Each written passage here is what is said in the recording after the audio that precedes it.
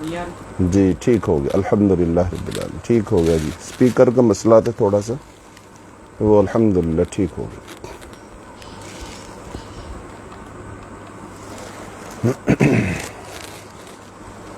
نحمدہ ونصلی علی رسولہ الکریم، اما بعد فاعوذ باللہ من الشیطان الرجیم، بسم اللہ الرحمن الرحیم۔ بلوغ المرام سے آج ہمارے سبق کا آغاز ہوتا ہے کتاب الصلاۃ اور اس کا باب نمبر 6، باب المساجد، مساجد کا بیان، مساجد کے احکام و مسائل۔ تو سب سے پہلے مسجد کا ہم لغوی معنی وہ بیان کریں گے، اور پھر مسجد کی اسلامی معاشرے میں کیا اہمیت ہے اس کو بیان کریں گے، اور پھر اس کے بعد انشاءاللہ الرحمن کتاب سے احادیث کو ہم پڑھیں گے۔ تو مساجد یہ مسجد کی جمع ہے، مساجد یہ مسجد کی جمع ہے، اور اس کا معنی ہے سجدہ کرنے کی جگہ۔ اس کا معنی کیا ہے؟ سجدہ کرنے کی جگہ۔ اور اس کی دو قسمیں ہیں، سجدہ کرنے کی مخصوص جگہ، سجدہ کرنے کی مخصوص جگہ جسے ہم مسجد ہی کہتے ہیں، جس کو گاؤں میں، شہروں میں، محلوں میں بنایا جاتا ہے، اور جہاں پر مسلمان عبادت کرتے ہیں، نماز ادا کرتے ہیں، جمعہ پڑھتے ہیں، تو وہ۔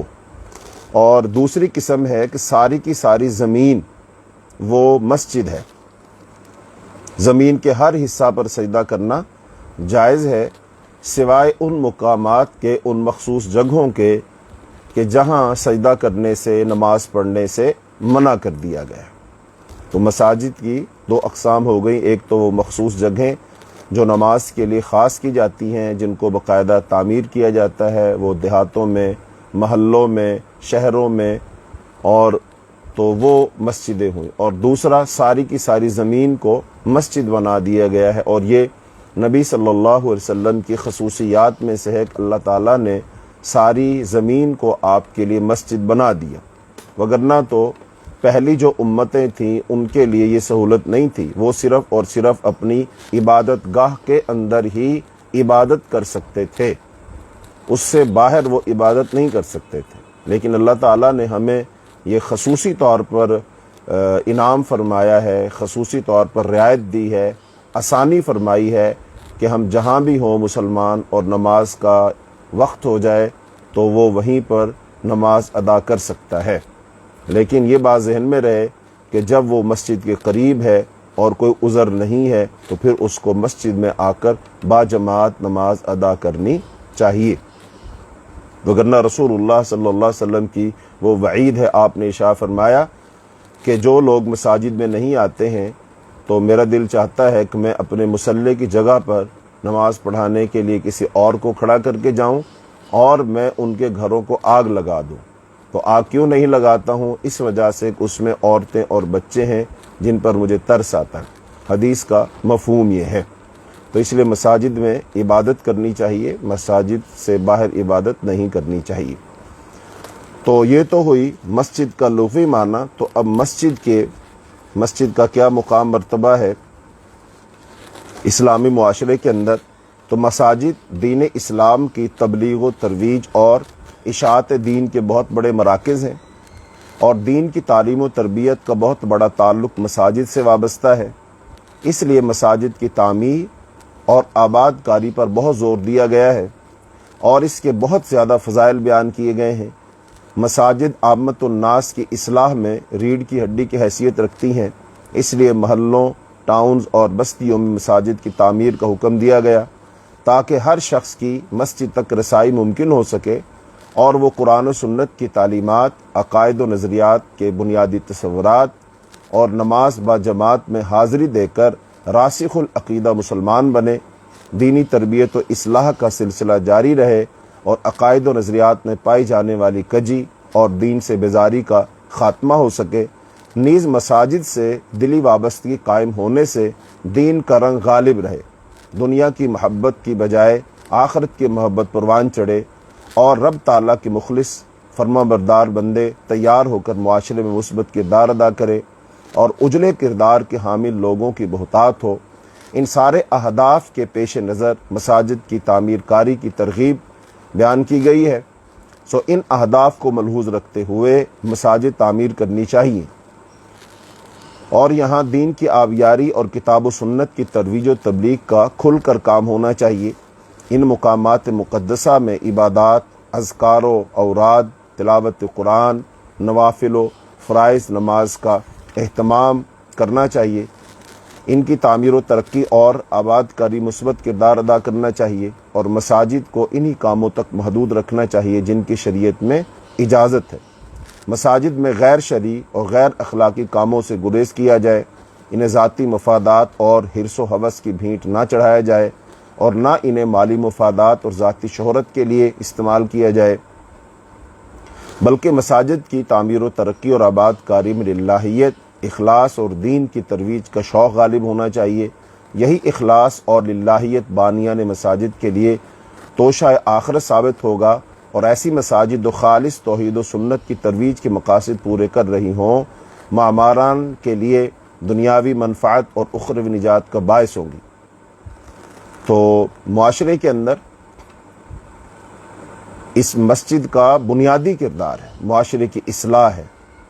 اسی لیے نبی صلی اللہ علیہ وسلم کی زندگی سے ہمیں یہ بات معلوم ہوتی ہے کہ آپ نے جہاں تھوڑا سا بھی قیام فرمایا وہاں آپ نے مسجد تعمیر فرمائی، جہاں آپ نے تھوڑا سا بھی قیام فرمایا وہاں آپ نے مسجد بنائی۔ آپ صلی اللہ علیہ وسلم ہجرت کر کے جب مدینہ منورہ جا رہے تھے تو آپ نے پہلا قیام کہاں کیا؟ قباء میں۔ تو آپ وہاں تھوڑا عرصہ ہی ٹھہرے تھے، لیکن آپ نے مسجد بنائی، تو آج بھی وہ مسجد قباء کے نام سے معروف ہے۔ اس کے بعد آپ صلی اللہ علیہ وسلم مدینہ منورہ پہنچے، تو مدینہ منورہ پہنچ کر آپ صلی اللہ علیہ وسلم نے جو کام سب سے پہلے کیا وہ کیا تھا؟ وہ مسجد کی تعمیر ہی تھی۔ اس کا مطلب مسجد کے بغیر رسول اللہ صلی اللہ علیہ وسلم نہیں رہے۔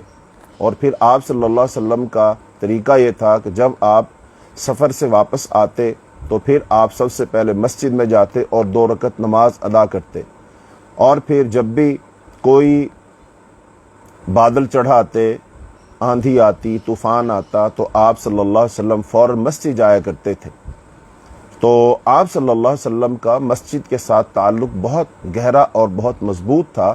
اسی لیے رسول اللہ صلی اللہ علیہ وسلم نے ارشاد فرمایا، سبعۃ یظلھم اللہ فی ظلہ یوم لا ظل الا ظلہ، کہ اللہ تعالیٰ 7 لوگوں کو قیامت کے دن اپنا سایہ عطا فرمائے گا، جس دن اللہ کے سائے کے سوا کوئی سایہ نہیں ہوگا۔ تو ان خوش نصیب لوگوں میں سے ایک وہ شخص ہے، وہ افراد ہیں کہ جن کے دل مسجد کے ساتھ معلق رہتے ہیں۔ تو مسجد کے ساتھ دلوں کا معلق ہونے کا مطلب کیا ہے؟ کہ وہ جب بھی ان کو وقت ملتا ہے تو وہ مسجد کی طرف دوڑے چلے جاتے ہیں، اور ایک نماز پڑھ کر آتے ہیں تو آتے کے ساتھ پھر وہ یہ سوچنا شروع کر دیتے ہیں کہ اب میں دوبارہ مسجد میں کب جاؤں گا۔ تو اس کا مطلب وہ بیٹھا اپنی دکان پر ہے، بیٹھا اپنے گھر میں ہے، بیٹھا اپنی محفل میں، لیکن اس کا دل اٹکا ہوا ہے مسجد میں۔ تو لہذا وہ مسجد کی طرف جیسے ہی نماز کا وقت ہوتا ہے وہ سارے کام چھوڑ چھاڑ کر کے مسجد کی طرف دوڑا چھوٹا چلا جاتا ہے۔ تو لہذا یہ ہے مسجد کے ساتھ دلوں کا معلق ہونا، اور جو لوگ اپنے دلوں کو مسجدوں کے ساتھ معلق کر لیں گے تو لہذا ان لوگوں کو قیامت کے دن یہ شرف حاصل ہوگا کہ اللہ تعالیٰ انہیں اپنا سایہ عطا فرمائے گا۔ تو مساجد عبادات کے لیے مخصوص جگہ ہیں جہاں عبادات کی بجا آوری کی تاکید ہے۔ ان مقامات مقدسہ کو عبادات، اذکار و اوراد اور تلاوت قرآن کے لیے خاص کیا گیا ہے۔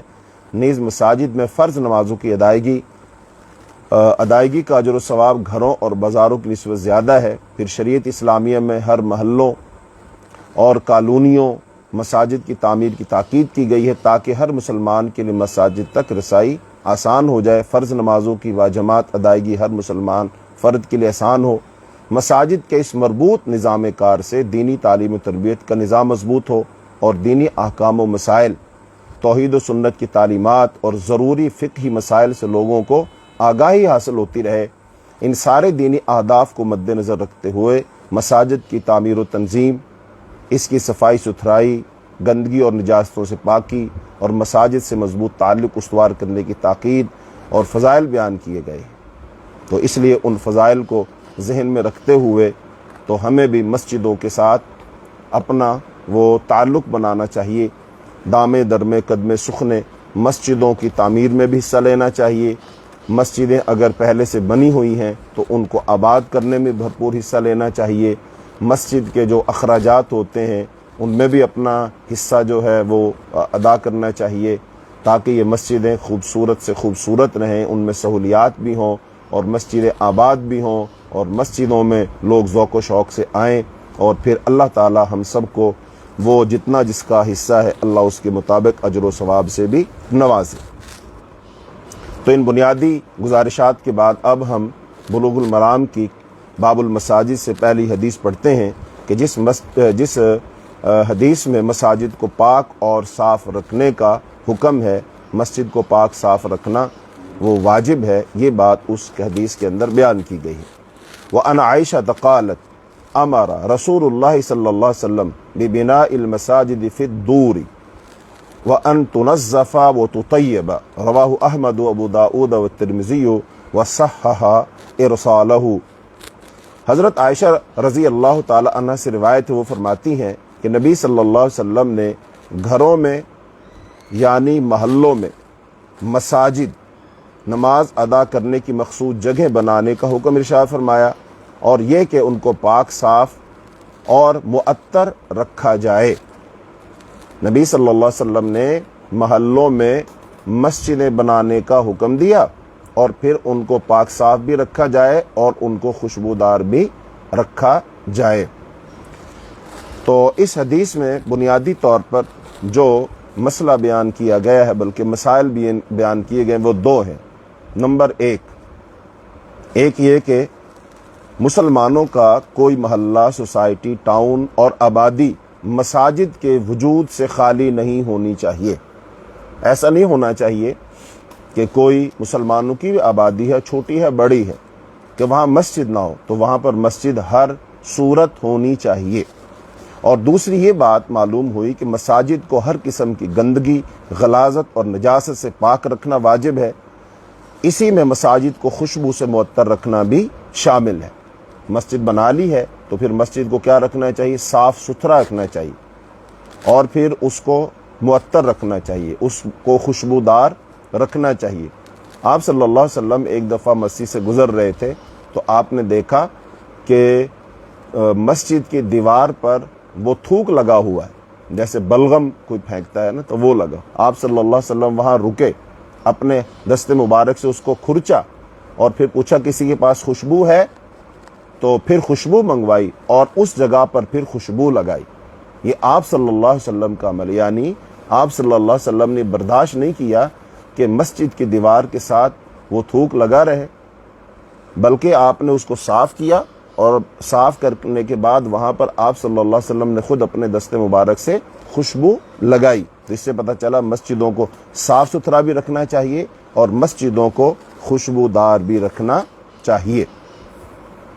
اور اب اس حدیث سے ہمیں جو باتیں معلوم ہوتی ہیں ان میں سے ایک یہ کہ مساجد کی تعمیر بے حد فضیلت کا باعث ہے، جیسے رسول اللہ صلی اللہ علیہ وسلم فرمایا، جس نے اللہ کے لیے مسجد بنائی اللہ تعالیٰ اس کے لیے جنت میں گھر بنائے گا۔ من بنا مسجدا للہ بن اللہ لہ بیتا فی الجنہ۔ اور ایک حدیث میں تو یہاں تک آتا ہے کہ جس بندے نے کبوتری جو ہوتی ہے نا، کبوتر، اس کے گھونسلے جتنی مسجد بنائی، چھوٹی سی مسجد بنائی، اللہ تعالیٰ اس کو بھی اس کے لیے بھی جنت میں گھر بنائے گا۔ اب ظاہری بات ہے جو اتنی سی کبوتر کے گھونسلے جتنی مسجد ہوگی اس میں نماز تو نہیں پڑھی جا سکتی، لیکن یہ حدیث بیان کر کے مسجد بنانے کی فضیلت بیان کی گئی ہے کہ کوئی شخص اگر تھوڑی سے تھوڑی کوشش کاوش بھی کرے گا تو اللہ تعالیٰ اس کو اجر بہت بڑا دے گا اور اس کے لیے جنت میں گھر بنا دے گا۔ اور جس آدمی کے لیے جنت میں گھر بن گیا اور وہ گھر اللہ رب العالمین نے بنوایا، وہ کیا ہی شاندار گھر ہوگا، اور اس میں رہنے والا شخص بھی کتنا شاندار ہوگا۔ چونکہ نبی صلی اللہ علیہ وسلم نے فرمایا موضع صوت فی الجنہ خیر من الدنیا وما فیہا، کہ جنت میں اگر کسی شخص کو ایک کوڑا رکھنے کی جگہ مل جائے تو وہ اس کے لیے دنیا وما فیہا سے بہتر ہے۔ دوسرے لفظوں میں آپ یوں کہہ لیجئے کہ اگر کوئی شخص روز قیامت اللہ رب العالمین سے عرض کرے کہ اللہ یہ دنیا و ما فی، دنیا اور دنیا میں جو کچھ ہے مجھ سے وہ سب کچھ لے لو اور مجھے جنت میں 1 فٹ جگہ دے دو، تو نہیں ملے گی، چونکہ جنت کی جگہ بہت مہنگی ہے۔ لیکن جو شخص اللہ کے لیے مسجد بنا دے گا، اللہ تعالیٰ اس کا گھر مسجد جنت میں بنا دے گا۔ اس سے ایک اور یہ بات معلوم ہو گئی، جس شخص نے مسجد بنائی اور اس کا عقیدہ ٹھیک ہوا اور وہ ایمان پر اس کا خاتمہ ہوا، تو وہ بہر صورت جنت میں جائے گا، چونکہ جو اللہ نے اس کے لیے محل بنایا وہ تو اسی کا ہے، تو لہذا وہ اس میں جا کر وہ خود ہی رہے گا۔ تو یہ اس کے لیے بڑی بشارت ہے، بڑی خوشخبری ہے، وہ شخص بڑا ہی خوش نصیب ہے جس کو اللہ تعالیٰ توفیق عطا فرما دے کہ وہ اللہ کے لیے مسجد بنا دے۔ بہرحال مسجد بنانے کی بہت فضیلت ہے، تو اللہ تعالیٰ نے جن لوگوں کو توفیق دی ہوئی ہے ان کو اس کار خیر میں حصہ لینا چاہیے۔ اور جو ہمارا ادارہ ہے علوم اکیڈمی جو ہے، یہ ماشاءاللہ خیر کے بہت سارے کام کرتے رہتے ہیں، تو اس میں مساجد بھی شامل ہیں، مساجد بھی بناتے ہیں، اور خاص طور پر جو افریقہ ہے، افریقہ کے جو غریب ممالک ہیں ان کے پاس اتنے وسائل نہیں ہیں، پیسے نہیں ہیں، تو وہاں پر پھر جو ہے ادارہ مسجدیں بنواتا ہے، کنویں کھدواتا ہے، نلکے لگواتا ہے، قرآن پاک تقسیم کرتا ہے۔ تو ادارے کے یہ پروجیکٹ چلتے رہتے ہیں، تو اللہ تعالیٰ نے جن کو توفیق عطا فرمائی ہے وہ ادارے کو اپنی رقوم بھیجیں تاکہ ادارہ ان کو لگا کر کے مسجد تعمیر کروائے، اور پھر بنانے والے، پیسے دینے والے، محنت مزدوری کرنے والے، اللہ ان سب کو بقدر حصہ اجر و ثواب عطا فرما دے۔ دوسری بات اس حدیث سے معلوم ہوئی، ہر محلہ مسجد کا ہونا واجب ہے، ہر محلہ میں مسجد کا ہونا واجب ہے، البتہ یہ وجوب محلوں کے حجم کے اعتبار سے مختلف ہے، لہذا اگر تو ایک محلہ چھوٹا ہے اور سب کے جو گھر ہے وہ قریب قریب ہیں تو ایک مسجد کافی ہے، اور اگر محلہ بڑا ہے اور دور تک پھیلا ہے تو پھر آبادی کے گنجان ہونے کے اعتبار سے مساجد کی تعداد میں اضافہ ہونا چاہیے۔ مساجد کو صاف رکھنا مشروع ہے، لہذا نجاسات وغیرہ سے پاک رکھنا واجب ہے، جبکہ کوڑا کرکٹ وہ بھی مسجد میں نہیں ڈالنا چاہیے، اس کو ہاتھ سے اٹھانا یہ بھی مسنون کام ہے۔ اور مساجد کو خوشبو سے معطر رکھنا یہ بھی مشروع ہے، نبی صلی اللہ علیہ وسلم سے ثابت ہے۔ اب اس کو کئی طریقے سے خوشبودار رکھا جا سکتا ہے، آج کل جو وہ سپرے ملتے ہیں کئی سارے وہ کر دیے جائیں، یا پھر مسجد میں جیسے عود وغیرہ ہوتی ہے وہ اس کی دھونی دے دی جائے، جیسے ماشاءاللہ کعبۃ اللہ کے اندر وہ دھونی دی جاتی ہے، تو یا پھر دیواروں کے ساتھ خوشبو لگا دی جائے، جیسے حجر اسود کو ماشاءاللہ عود لگایا جاتا ہے، کعبۃ اللہ کی دیواروں کو لگایا جاتا ہے، تو یہ مختلف انداز سے مسجد کو معطر رکھا جا سکتا، لیکن ایسی خوشبو لگانی چاہیے جو سب کے لیے قابل برداشت ہو۔ بعض لوگ ایسی خوشبو لگا دیتے ہیں کہ جو خوشبو بڑی ثقیل ہوتی ہے اور وہ چند لوگ برداشت کر سکتے ہیں، باقی لوگ برداشت نہیں کر سکتے، تو لہذا ایسی خوشبو لگانی چاہیے جو ہلکی سی ہو اور سب کے لیے قابل برداشت ہو، اور اس سے عبادت میں اور لطف آئے، نہ کہ طبیعت بیزار ہو جائے، تو ایسی خوشبو لگانی چاہیے، اس کا اہتمام کرنا چاہیے۔ اور پھر اس حدیث سے ہمیں یہ بات ہی معلوم ہوئی کہ مساجد کی تعمیر اگر فرض کفایہ ہے تو پھر ان کا احیاء واجب ہوگا، لہذا مساجد کو باجماعت نمازوں سے آباد رکھنا واجب ہوگا۔ اس کے بعد حدیث ہے جس حدیث میں یہ بات بیان کی جائے گی، قبروں کو مساجد بنانا حرام ہے، قبروں کو مساجد بنانا حرام ہے، نہ تو جہاں پہلے سے قبر ہو وہاں مسجد نہیں بنانی چاہیے، اور اگر مسجد بنی ہوئی ہے تو پھر اس کے اندر قبر نہیں بنانی چاہیے۔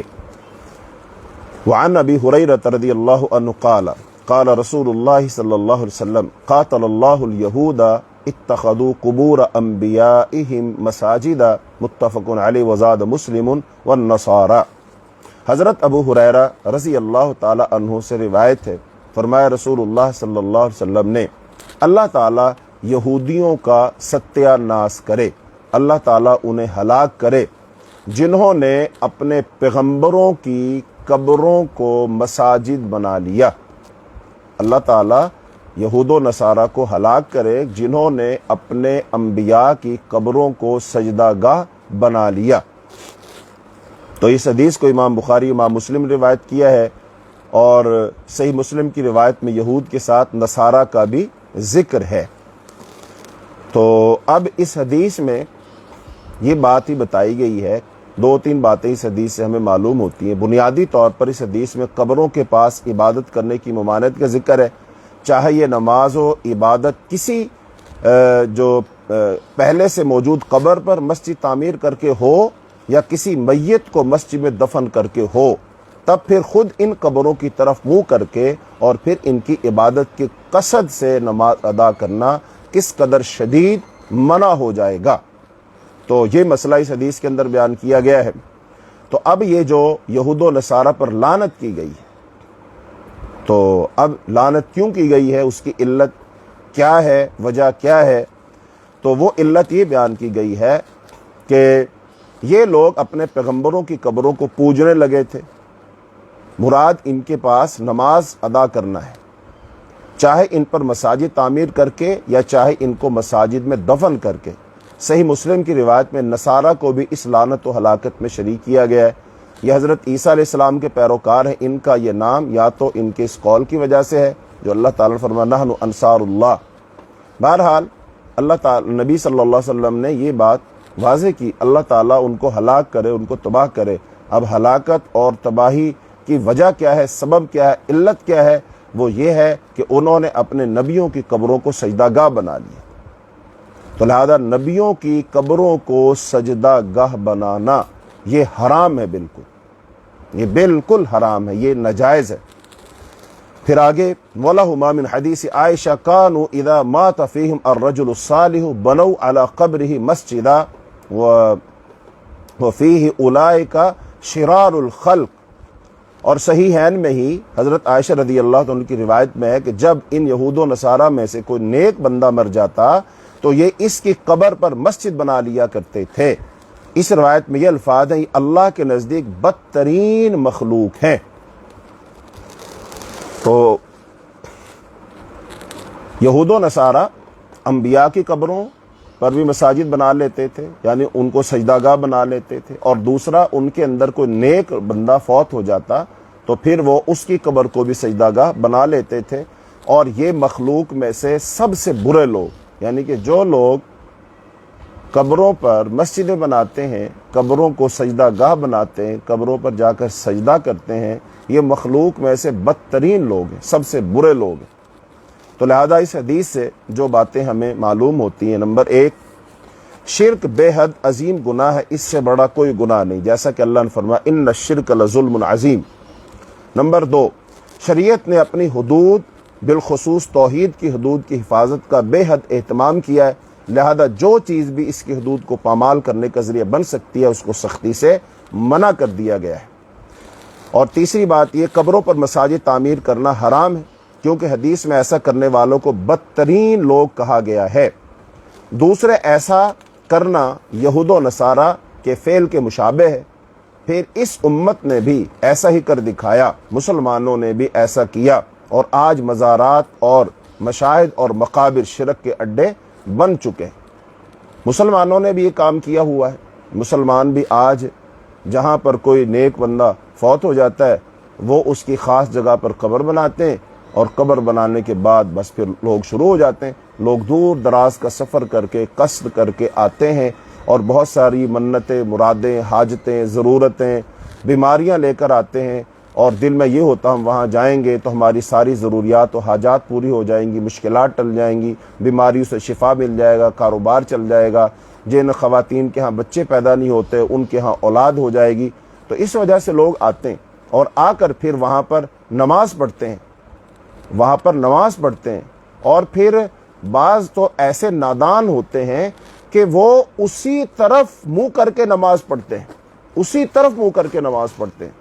شاید میں نے پہلے آپ سے تذکرہ کیا تھا کہ تقریباً کوئی 1 ماہ قبل میں کراچی گیا تھا، تو کراچی سے واپسی پر میں پھر ملتان گیا، اور ملتان میں کئی جو ہے بڑی بڑی درگاہیں، بڑے بڑے مزارات ہیں، ان کے بارے میں نے سنا ہوا تھا، جیسے بہاؤالدین زکریا کا دربار موجود ہے، شاہ رکن عالم کا دربار وہاں پر موجود ہے، اور دیگر۔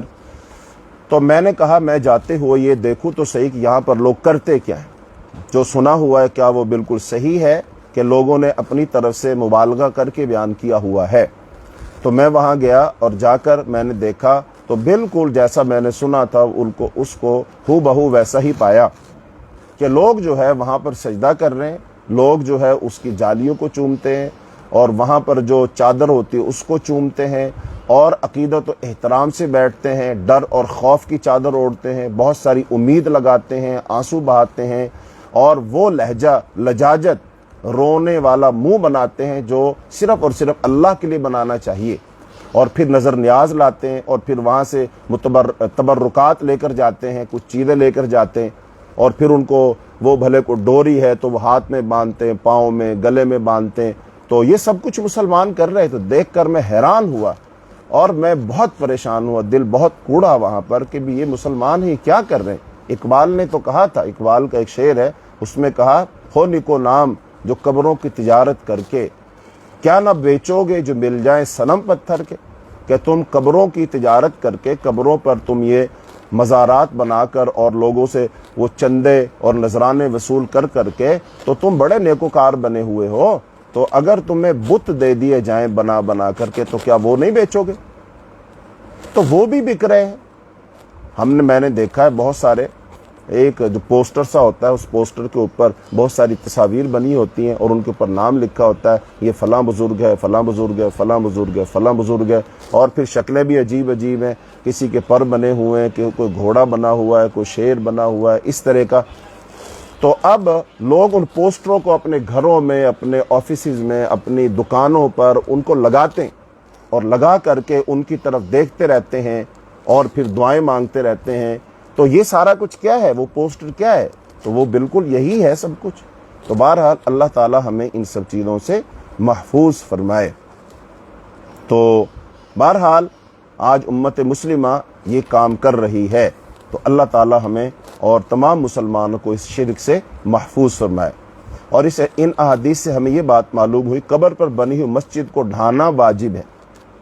قبر پر بنی ہوئی مسجد کو ڈھانا واجب ہے، کیونکہ جب قبر پر مسجد بنانا کبیرہ گناہ ٹھہرا تو ایسی مسجد کا ڈھانا بھی واجب ہوگا، کیونکہ کبیرہ گناہ کو یا کبیرہ گناہ کا جو سبب بن رہا ہے، شرک کا جو سبب بن رہی چیز، اس کو باقی رکھنا جائز نہیں ہے۔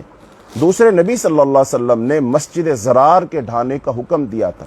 منافقین نے ایک مسجد بنائی تھی، اس مسجد کا نام مسجد زرار، قرآن پاک میں اس کا تذکرہ موجود ہے، تو اس کو ڈھانے کا حکم دیا تھا، حالانکہ وہ کسی قبر پر تعمیر نہ کی گئی تھی، البتہ اس کے باقی رکھنے میں مسلمانوں کا ضرر تھا، مسلمانوں کا نقصان تھا، تو اس لیے اس کو ڈھا دیا گیا۔ تو یہاں پر تو مسلمانوں کا بہت نقصان ہو رہا ہے۔ کیوں نقصان ہو رہا ہے؟ لوگ شرک کر رہے ہیں، تو لہذا وہ جو شرک کر رہے ہیں یہ مسلمانوں کے لیے بہت بڑا ضرر ہے۔ جو بندہ بھی شرک کرتا ہے اور بغیر توبہ کی وہ مر جاتا ہے تو اس کی تو بخشش ہی نہیں ہوگی، جیسا کہ اللہ نے قرآن پاک میں فرمایا ہے کہ ان اللہ لا یغفر ان یشرک بہ ویغفر ما دون ذلک لمن یشاء، کہ اللہ جس کے لیے چاہے گا اس کو معاف کر دے گا، لیکن جس نے شرک کیا ہوگا اللہ اس کو معاف نہیں کرے گا۔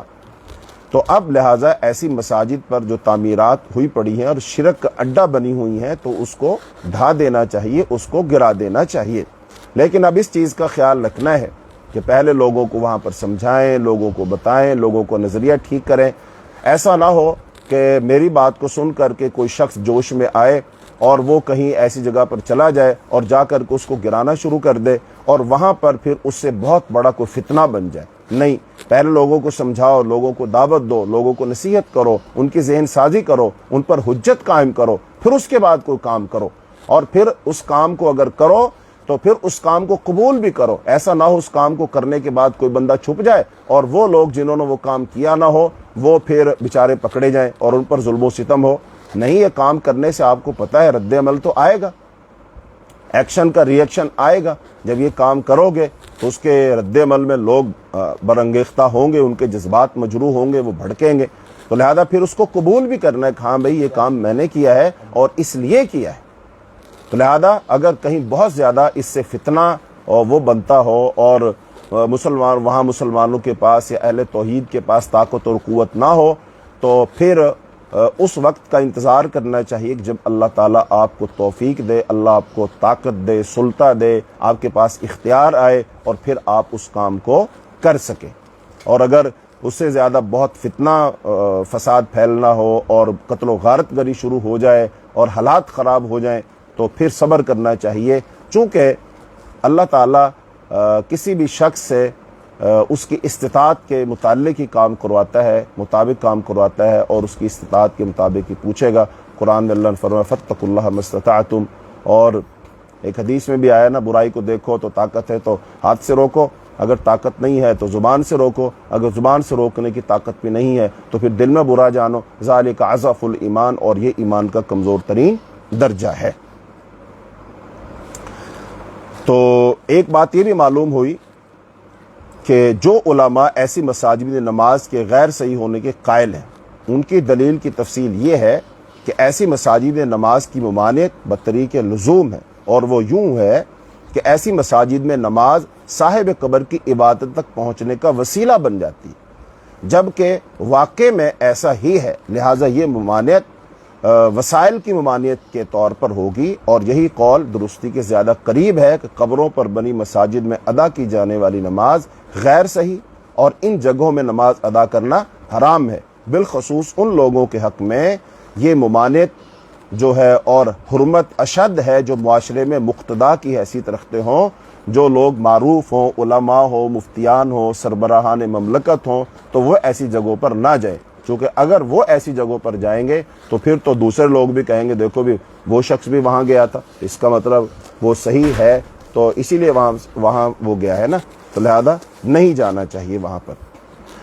اور میں نے جو یہ تفصیل بیان کی ہے تو ذہنوں میں کوئی بات آ سکتی ہے کہ جو قبریں ہیں، پھر قبروں پر جو عمارتیں بنی ہوئی ہیں ان کو گرانا، تو اس سے تو پھر بہت ساری برائیاں اور وہ جو ہے جنم لیں گے، اختلافات، یہ بالکل صحیح ہے، لیکن رسول اللہ صلی اللہ علیہ وسلم نے حضرت علی رضی اللہ تعالیٰ کو بھیجا تھا اور آپ کو حکم دیا تھا اللہ تدع قبرا مشرفا الا سویتہ، کہ علی جاؤ اور جو تمہیں قبر اونچی نظر آئے اس کو دوسری قبروں کے برابر کر دو، اور جو تصویر دیکھو اس کو مٹا دو۔ یہ کس نے حکم دیا؟ یہ رسول اللہ صلی اللہ علیہ وسلم نے حکم دیا، اور کس کو حکم دیا؟ حضرت علی رضی اللہ تعالیٰ عنہ کو حکم دیا، تو رسول اللہ صلی اللہ علیہ وسلم نے بھی ان اونچی قبروں کو برابر کروایا ہے۔ اب وہ اونچی بھلے وہ جو قبر بناتے مٹی ڈال کر بھلے اس وجہ سے اونچی ہو یا اس کے اوپر کوئی چیز بنی ہوئی ہو تو اس وجہ سے اونچی ہو، دونوں وجہ سے اونچی ہو، تو لہذا ان کو عام قبروں کے برابر کر دیا جائے۔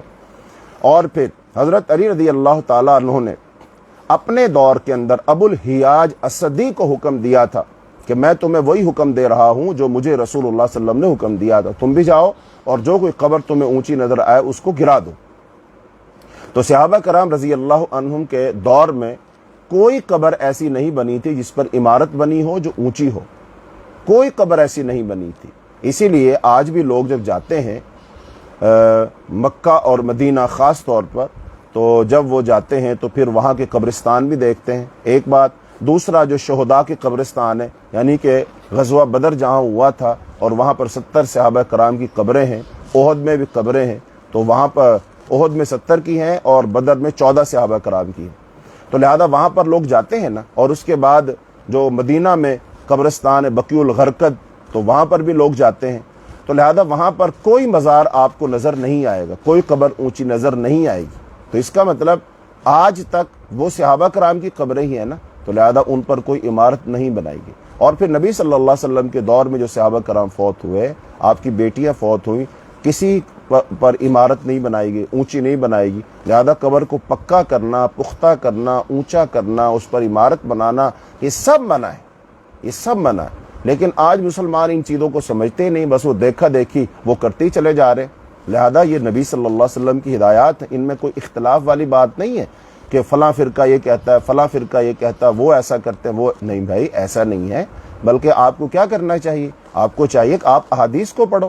اب میں آپ کے سامنے احادیث بیان کر رہا ہوں، تو یہ ساری کی ساری احادیث یہ کتب احادیث کے اندر موجود ہے، اور ان حدیثوں کو سارے لوگ پڑھتے ہیں، لیکن وہ پھر اپنی اینک لگا کر دیکھتے ہیں، ان کے جو مفتیان مولویان ان کو سمجھاتے ہیں وہ اس کے مطابق چلتے ہیں۔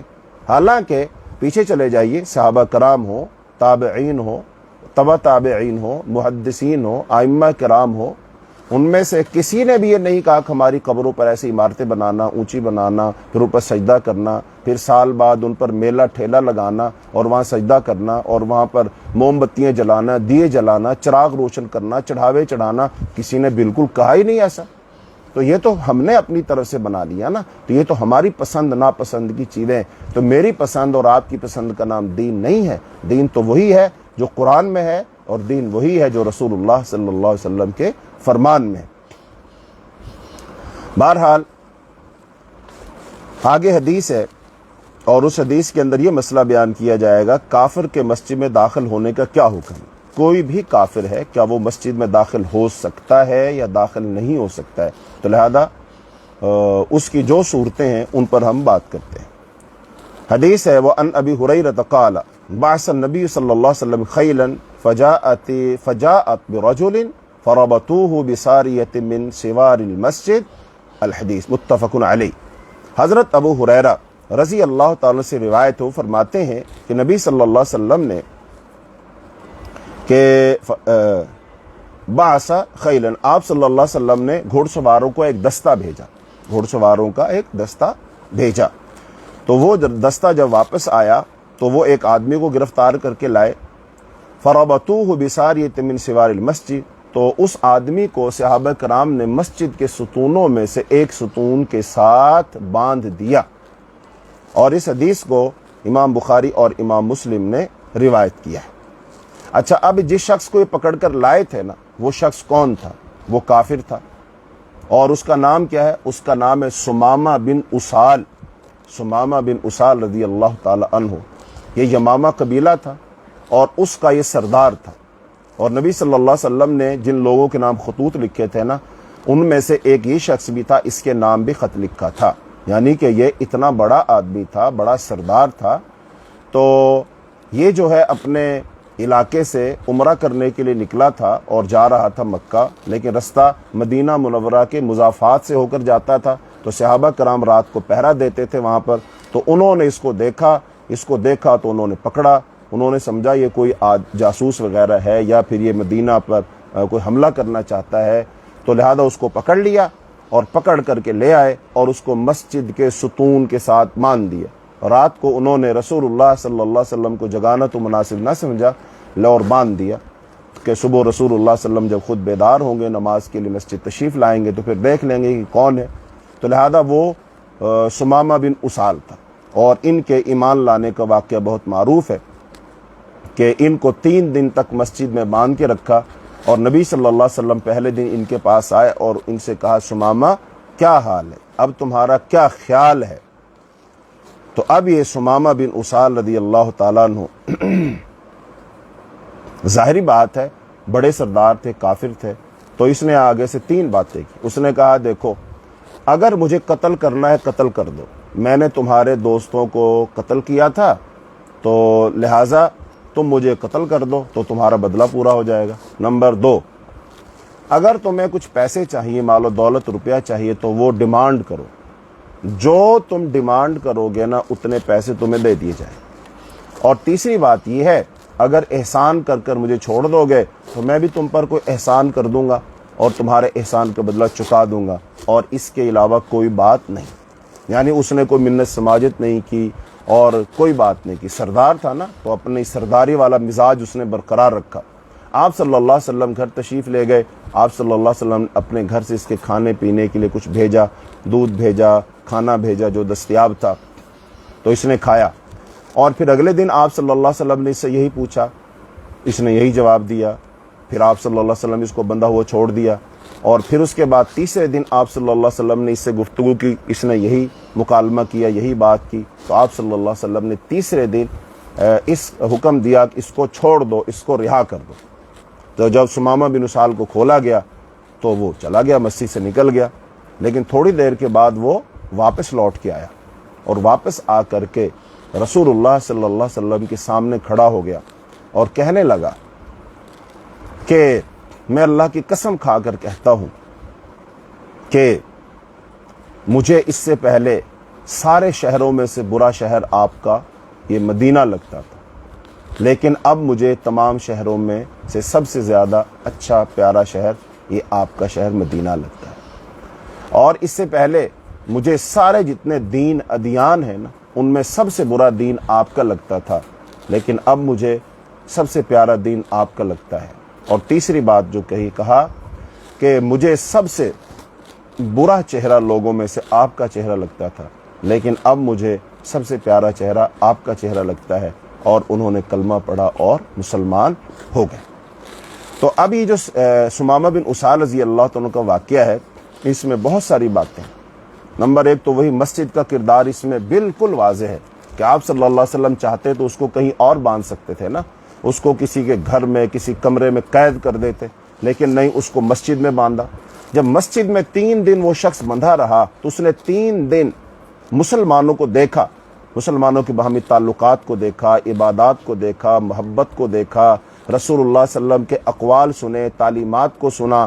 اس نے پورا جائزہ لیا کہ آپ کہتے کیا ہے، آپ سمجھاتے کیا ہے، آپ کا نظریہ کیا ہے، آپ کی شخصیت کیا ہے، اور پھر جو آپ کے ماننے والے لوگ ہیں، کیا یہ بالکل جو ہے نعوذ باللہ کوئی جو اجڑ قسم کے لوگ ہیں، جاہل لوگ ہیں، ان پڑھ لوگ ہیں، جنگجو لوگ ہیں، دھاڑ مار کرنے والے لوگ ہیں، لالچی لوگ ہیں، یا آپ کے گرد کسی مفاد کے لیے جمع ہو رہے ہیں؟ کیوں جمع ہو رہے ہیں؟ تو اس نے بڑی باریک بینی سے ان تمام چیزوں کو جائزہ لیا، اور جب وہ جائزہ لے رہا تھا تو ظاہری بات اس کے پاس جو معلومات تھی، اس نے جو سنا ہوا تھا، سمجھا ہوا تھا، مسلمان ایسے ہوتے، مسلمان ایسے ہوتے، مسلمانوں کا نبی ایسا ہے ویسا ہے، تو وہ سارے کے سارے شکوک و شبہات دور ہو رہے تھے۔ اس کو کون سے یقین ہو رہا تھا؟ اس کو علم الیقین ہو رہا ہے، یقین ہوتا جا رہا اسے، عین الیقین ہو رہا اسے، جو حق الیقین میں تبدیل ہو رہا ہے، اور بالآخر اس مشاہدے نے اس کو اندر سے تبدیل کر کے رکھ دیا، اور وہ تبدیل ہو گئے۔ اور تبدیل ہونے کا کیسے پتہ چلا؟ کہ انہوں نے کلمہ پڑھ کر اس بات کی شہادت دی، اس بات کی گواہی دی کہ میں اب اتنا متاثر ہو چکا ہوں، مجھے دین اتنا اچھا لگا ہے، آپ صلی اللہ علیہ وسلم کی ذات اتنی اچھی لگی ہے کہ میں اب وہ دین قبول کر رہا ہوں، میں دین وہ قبول کر رہا ہوں۔ تو اس سے پتہ چلا کہ مسجد کا کتنا اہم کردار ہے۔ تو آپ صلی اللہ علیہ وسلم کا پھر حسن سلوک، آپ دشمن ہونے کے باوجود، اس نے نبی صلی اللہ علیہ وسلم کو قتل کرنے کا منصوبہ بنایا تھا، صحابہ کرام کو قتل کیا تھا، لیکن وہ جب آپ کے پاس آیا تو آپ صلی اللہ علیہ وسلم نے اس کے ساتھ اتنا اچھا سلوک کیا، تو اس چیز نے بھی اس کو اندر سے پگھلا دیا اور وہ پگھل گیا۔ تو بہرحال جو اس حدیث میں جو مسئلہ بیان ہوا وہ یہی ہے کہ کافر کا مسجد میں داخل ہونا جائز ہے، کیونکہ حضرت ثمامہ کو گرفتار کر کے جب مسجد میں باندھا گیا تھا تو اس وقت وہ کیا تھے؟ کافر تھے۔ تو بعض علماء اس کے عدم جواز کے قائل ہیں، تو وہ یہ کہتے ہیں کہ نہیں، یا ایھا الذین آمنوا انما المشرکون نجس فلا یقربوا المسجد الحرام بعد عامہم ھذا، اے لوگوں جو ایمان لائے ہو، بات یہی ہے کہ مشرک لوگ ناپاک ہیں، پہلے وہ اپنے اس سال کے بعد مسجد حرام کے قریب نہ آئیں۔ تو مساجد سب اللہ کے گھر ہیں، تو جب مسجد حرام میں کافروں کا داخلہ منع ہے تو دوسری مساجد میں بھی بدرجہ اولا منع ہوگا۔ تو اب رہی حدیث ثمامہ رضی اللہ تعالیٰ عنہ کی، تو ان حضرات کے نزدیک یہ حدیث کیا ہے؟ منسوخ ہے۔ لیکن اس کا جواب یہ ہے، یہ بات ان کی سوچ یہ درست نہیں ہے۔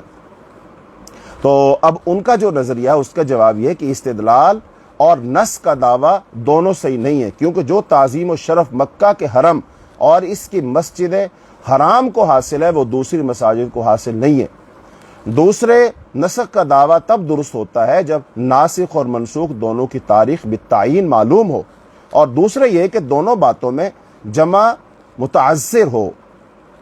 چنانچہ جب ناسخ کا مؤخر اور منسوخ کا مقدم ہونا، دونوں باتوں کا جمع ہونا متعذر ہو جائے تو نسخ واجب ہوتا ہے۔ اب یہاں تاریخ معلوم نہیں، لہٰذا توقف واجب ہے، توقف واجب ٹھہرا، تب پھر کافر کا مسجد میں داخل ہونا صحیح ہوگا۔ البتہ یہ اباحت مطلق نہیں بلکہ چند امور کے ساتھ مقید ہے۔ ہاں، ہم اس کے عام اجازت نہیں دیں گے، بلکہ اس کی کچھ خاص صورتیں ہوں گی، اس کو ہم قید لگائیں گے کہ اگر یہ وجہ ہو، یہ وجہ ہو، یہ وجہ ہو تب ٹھیک ہے، اور اگر یہ وجہ نہ ہو تو پھر ٹھیک نہیں ہوگا۔ اب وہ وجہ کون کون سی؟ نمبر 1، کافر جو ہے مسجد کا محض نظارہ کرنے یا تصویر بنانے وہ مسجد میں داخل نہ ہو، جیسا کہ آج بعض مساجد میں جو بڑی معروف مساجد ہوتی ہیں، جیسے ہمارے پاکستان میں لاہور شہر ہے، تو لاہور شہر میں بادشاہی مسجد ہے، تو اس کو دیکھنے کے لیے لوگ آتے ہیں، اس میں کافر بھی آتے ہیں اور دوسرے بھی آتے ہیں، وہ سارے اس میں داخل ہو رہے ہوتے ہیں، لہذا وہ صرف کیا کرتے ہیں، سیر و سیاحت کرتے ہیں، تصویریں بناتے ہیں، تو اس کے لیے وہ جائز نہیں ہے۔ البتہ کسی مصلحت کے لیے داخل ہو تو جائز ہے، جیسے مسجد کی تعمیر و مرمت کے لیے داخل ہو کہ بھئی وہ بندہ کاریگر ہے اور مسجد اس نے تعمیر کرنی ہے، دیکھ بھال کرنی ہے، کام کا جائزہ لینا ہے، اور اس کے علاوہ کوئی بھی کام، بجلی کا کام کر رہا ہے اور وہ جناب ایئر کنڈیشن لگا رہا ہے اور کوئی بھی ایسا کام، ہاں اس کے لیے وہ داخل ہو سکتا ہے۔ اور تیسرا، مسلمانوں کے طریقے عبادت پر وہ مطلع ہونے کے لیے داخل ہو، وہ دیکھنا چاہتا ہے کہ مسلمان کیسے عبادت کرتے ہیں، ہم کیسے عبادت کرتے ہیں، تو تاکہ اس پر حق اور باطل واضح ہو جائے، تو ہاں اس کے لیے پھر وہ جائز ہے، وہ ٹھیک ہے، داخل ہو سکتا ہے، دیکھ سکتا ہے، کوئی حرج نہیں اس میں۔ اور کسی حاجت کے رفع کرنے کے لیے یا کسی ضرر سے بچنے کے لیے مسجد میں داخل ہو، جیسے مسجد میں ٹھنڈا پانی پینے کو آئے، یا طوفان آ رہا ہو، تیز بارش آ رہی ہو، آندھی چل رہی ہو، جان بچانے کے لیے وہ مسجد میں داخل ہو، تو ان اغراض سے کافر کا مسجد میں داخل ہونا جائز ہے، تاکہ اسے اسلام کی وسعت، کشادہ دلی، فراخ دلی، سماحت و رعایت اور حسن سلوک و رواداری وغیرہ جیسی اعلی صفات کا اندازہ ہو، تو لہٰذا ان وجوہات کی بنا پر وہ مسجد میں داخل ہو سکتا ہے۔ اور اگر ایسی کوئی وجہ نہ ہو، محض سیر و سیاحت کے لیے، اس کو دل خوش کرنے کے لیے، تو پھر وہ درست نہیں ہوگا۔ اس کے بعد حدیث میں یہ مسئلہ بیان کیا جائے گا کہ مسجد میں کیا اشعار پڑھے جا سکتے ہیں؟ نہیں۔ کون سے اشعار پڑھے جا سکتے ہیں، کون سے اشعار نہیں پڑھے جا سکتے ہیں، تو یہ مسئلہ اس حدیث کے اندر بیان کیا جائے گا۔ وعنہ، یعنی حضرت ابو ہریرہ رضی اللہ تعالیٰ عنہ سے ہی روایت ہے، ان عمر مر بحسان ينشد في المسجد فلاحظ الیہ فقال قد كنت انشد فیہ وفیہ من هو خیر منک، متفق علیہ۔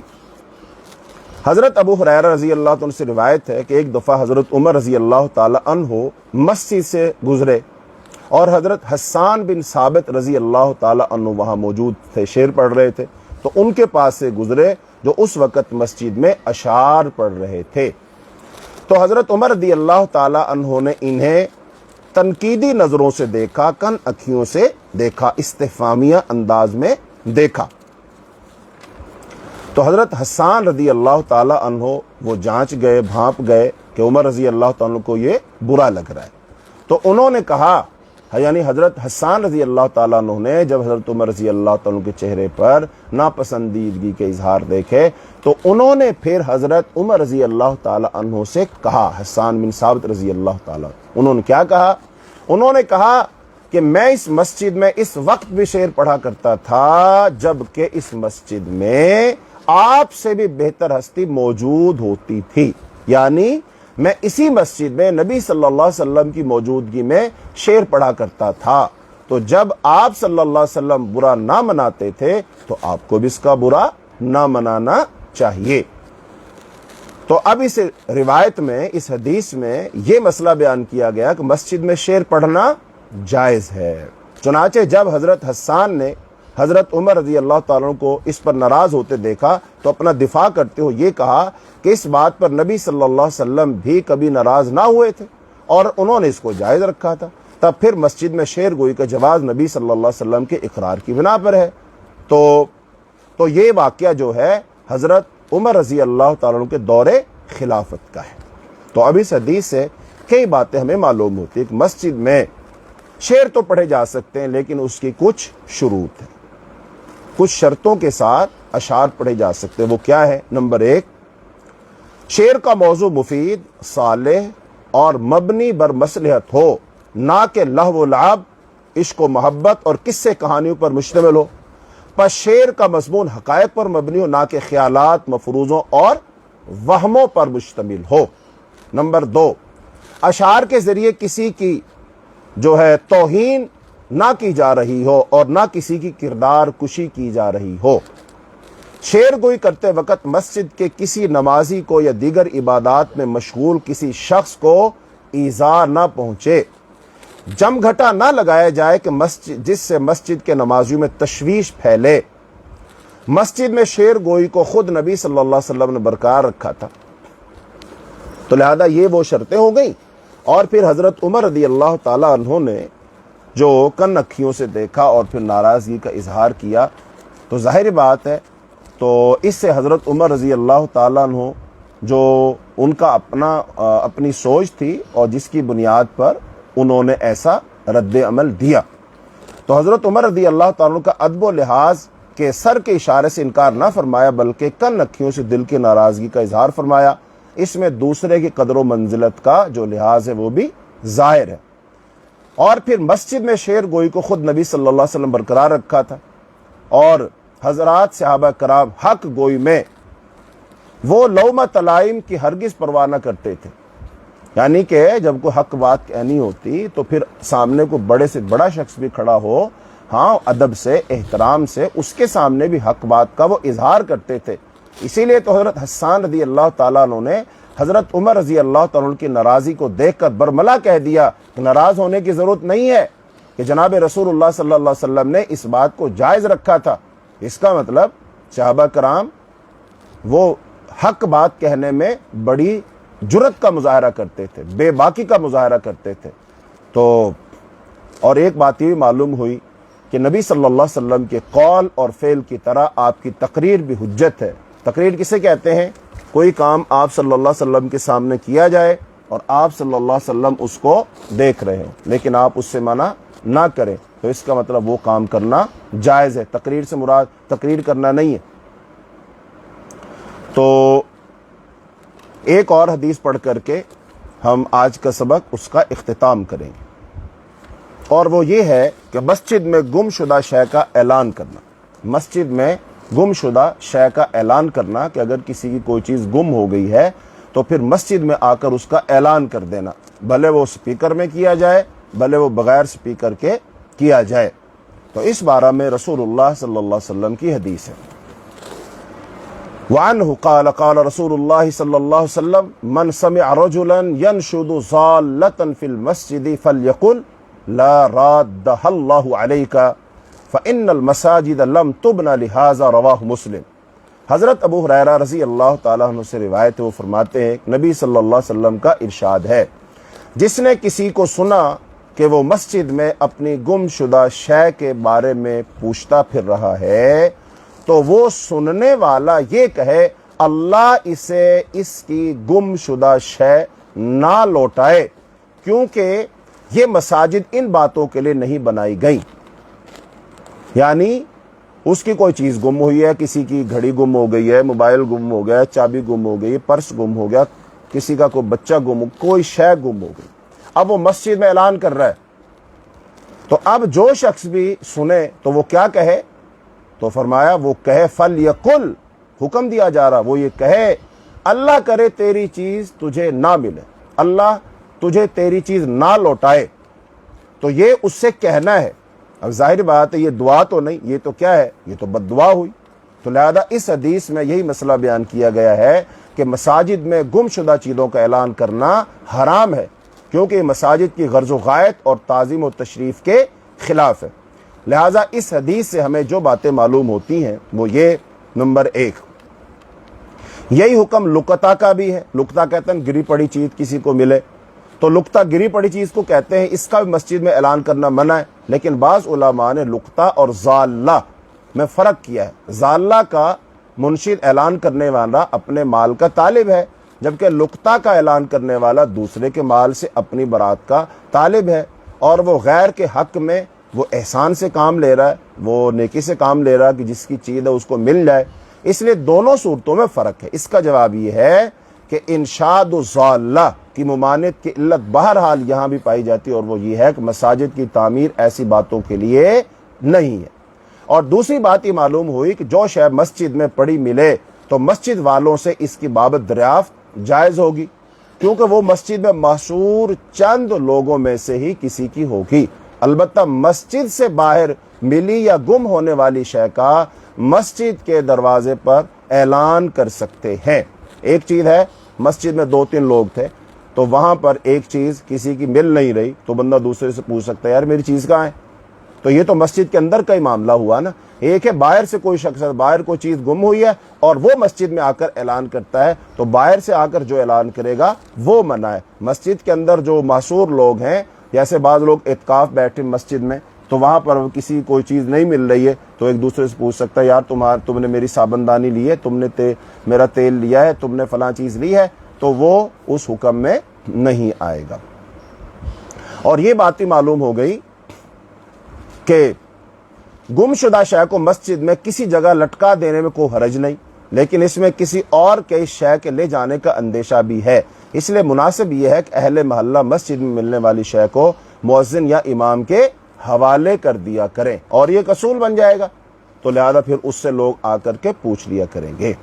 اور اس حدیث سے یہ بھی معلوم ہو گیا کہ مساجد کی تعمیر اور غرض کے منافق کسی کام کو مسجد میں کرنا منع ہوگا. چنانچہ مسجد میں لوگوں کو افطاری کروانا جائز ہوگا کیونکہ یہ خیر اور احسان ہے. دوسرے, مسجد میں نفس عقل منع نہیں ہے, یعنی کہ کھانا کھانا منع نہیں. ہاں اگر مسجد میں جمع ہو کر کھانا کھانے کی عادت کو مستقل بنا لیا جائے تو یہ منع ہوگا, کیونکہ یہ مسجد ہے, کوئی سرائے یا ہوٹل نہیں ہے. تو بس یہاں تک ہی ہم آج احادیث کو پڑھیں گے. تو اللہ تعالیٰ سے دعا ہے اللہ تعالیٰ ہمیں احادیث کو سننے, سمجھنے, ان پہ عمل کرنے اور ان کو آگے پہنچانے کی اللہ توفیق عطا فرمائے. اللہ تعالیٰ حدیث پڑھنے والوں کے چہروں کو تر و تازہ رکھے. اللہ تعالیٰ ان کے ہم اور غم دور کر دے. اللہ ان کی دنیا آخرت کو اچھا کر دے. اللہ تعالیٰ ہمیں وہ تمام فضیلت عطا فرما دے جو ایک طالب علم کے لیے رسول اللہ صلی اللہ علیہ وسلم نے بیان فرمائی ہے. اللہ آپ تمام ماؤں بہنوں بیٹیوں کی نیک حاجات و ضروریات کو پورا فرمائے جو وقت نکال کر کے حدیث پڑھتی ہیں.